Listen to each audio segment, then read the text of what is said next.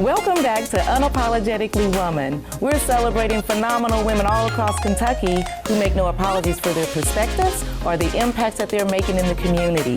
Today we're celebrating Hannah LeGris. Hannah is a mentor, a University of Kentucky career counselor, and 3rd District Council member in Lexington-Fayette Urban County Government.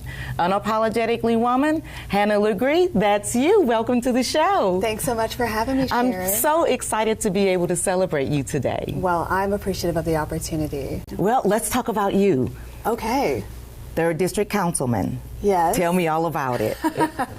So this is my first term in office. It's been a really wild ride, and I've learned so much. I think in your first year of office, you always learn a lot, but we've had a lot to deal with. We've had the American Rescue Plan Act funds that we've managed. We've still been in a pandemic. We've had many different community issues that we've handled. It's been a really rewarding process, challenging, interesting, and I've appreciated the opportunity to serve. Was it what you thought it was going to be? You know, or more? Sharon, probably more with the pandemic. You never know what to expect. You know, when you run for office, you have this idea, you know, I'm going to be a public servant, I'm going to engage with people, I'm going to respond to them. And then the day-to-day work is something different. It has all those elements, but there are always surprises, you know, things that you didn't know that you would be learning about how the city works and how government functions, how to advocate for people, questions that come up that you need to dive into. So I definitely think I tried to go in with very few expectations, and I think that served me well. So what has been the most rewarding part of this job for you? The most rewarding part for me on council, I think, is the ability to change policy, to advocate for people, to help shape Lexington into a city that's better for more people. I feel like I've so much access to information, to how the government works, to how changes occur within the city, and I can use that access for good, right? For a vision of Lexington, the future of Lexington that's better for a wider range of people, and to think about how that works in practice, you know, and how you make compromise, how you move legislation. I mean, that's been really, really rewarding for me. And you get to meet a lot of people. I got to meet you. Yes, it's wonderful. That's right. I didn't understand how many different types of people I would get to connect with, just being in this role and hearing people's stories and their perspective on Lexington. I mean, I love people's stories, like you. I mean, we're here today, right? Right. And I think that having an openness to other people's experiences within our city is a really big part of being a good public servant, and I've enjoyed that aspect of it. You've enjoyed it, and you're going at it again. Tell me about your rebid.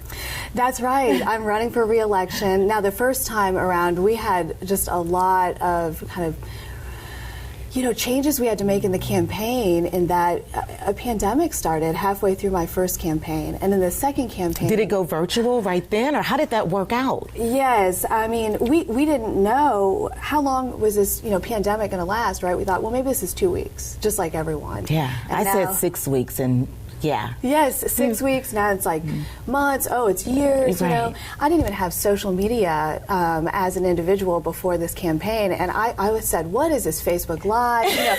We had to learn how to connect with people and do it in a dynamic way when you can't go door to door. So almost immediately, my campaign team and I got together and we said, "How do we change this campaign so that we connect with people?" I did interviews like this, talking to community leaders. Just trying to figure out how do you express your values, but in this different realm. And so the re-election is starting right now. Now we have all of those tools. How do you use social media or video or other ways of connecting? But also, it's just refreshing. We're starting to be able to get out and talk to people and move throughout the district, and again, have these organic interactions that you have one-on-one. And that's so valuable because that's where you learn about people and hear their perspectives. Absolutely. And so you represent the 3rd District. Where is that? Yeah, so the 3rd District just changed a little bit. We went through the redistricting process. Right. So the 3rd District now involves a big portion of downtown. It involves all of the University of Kentucky's campus. It now goes all the way down Nicholasville Road until New Circle. and then across to Tate's Creek, so you have Malibu, Zandale, Lansdowne, the Arboretum, and then down into... Ooh, that's a wide area. Yes, down into where I live, half of Kenwick, Belcourt, bordering on Winchester Road. So, yeah, it's a big district, lots of people. How do you think that will affect your campaign, the redistrict? You know, we had about 3,400 new people added to the 3rd district, and then some moved, you know, to other districts. And I think, just like with anything, it's helping people understand who their local representative is, you know. I mean, whether or not we've gone through redistricting, it's an important thing, civic education, right? So For sure. I think what I need to make sure to do is to connect with as many people as possible. And that's what a good public servant does anyway, whether or not it's a reelection campaign or anything else. So we just want to make sure that people know who their local representative is and why that matters. You know, that's the person that you come to for a lot of day-to-day things. So we'll be out there knocking on doors, connecting with people, and just sharing information. And so let me ask you this. How does your work at the University of Kentucky and being a councilman play with each other? Well, my work at the University of Kentucky, so I am currently a career counselor. I help young people primarily with telling their stories, getting connected to the community, figuring out what they want to do and how they want to be. That is a big job. It is a big job, but you know what? It's really rewarding because you're working with people in times of change. Like they're in the process of becoming who and how they want to be, right? And so a lot of my job working with young people is listening to them, trying to attend to their needs and helping them feel like they're part of a community. Because that kind of community engagement piece, you know, whether it's in Lexington as a city or on UK's campus, I mean, that's where you learn how to interact with people, you learn what your values are, you learn what's important to you, and you gain important skills outside of the classroom. So I spent a lot of time talking to these young people about who they are and helping them tell their stories in an interview setting, listening to them when they're trying to figure out personal statements. And so that type of listening and reflecting and encouraging and connecting is not dissimilar from some of what you do on council. You're trying to connect people to information, to each other.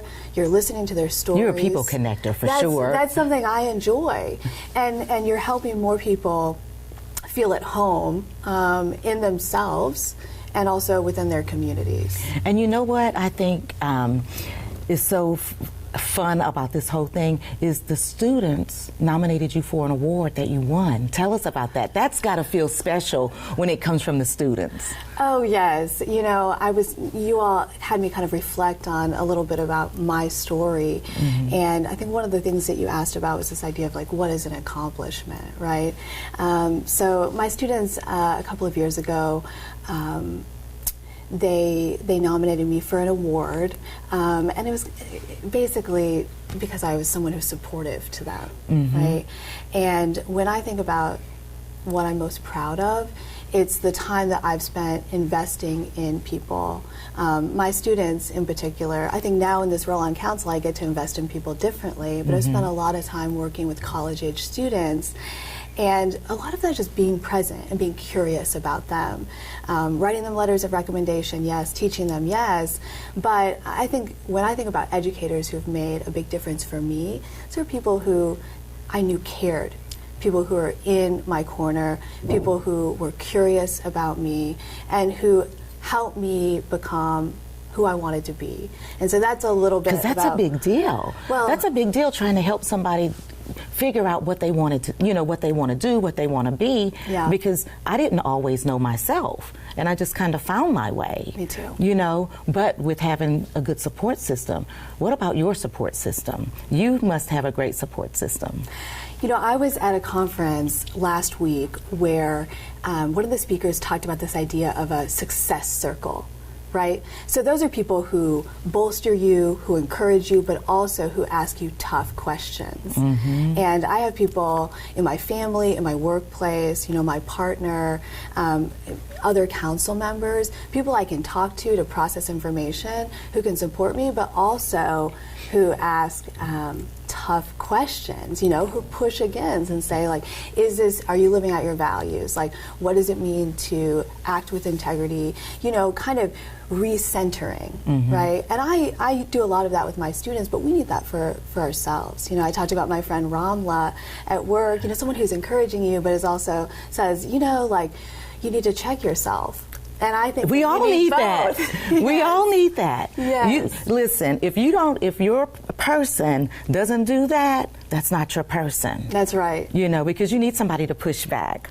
So That's right. you weren't always where you are. No. Actually, I think I read that you were a 2-pound baby.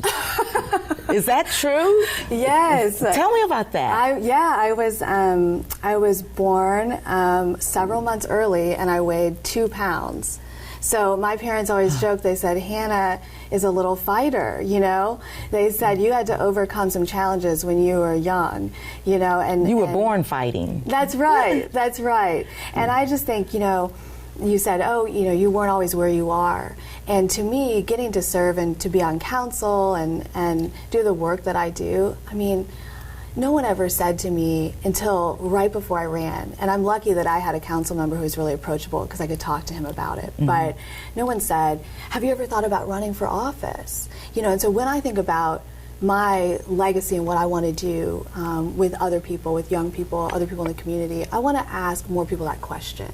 Because a lot of the times we don't get asked those, you know, simple but impactful questions, like, have you ever thought about this? And it helps you reframe your sense of possibility.